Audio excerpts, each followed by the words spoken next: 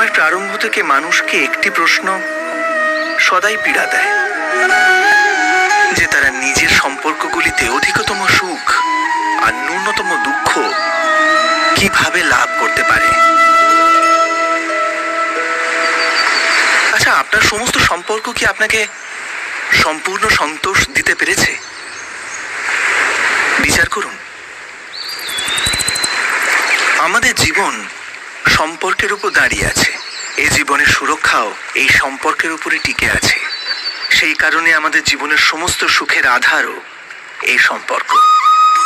কিন্তু তবু আমাদের সম্পর্কগুলি থেকেই বেশিরভাগ দুঃখের জন্ম কেন হয়?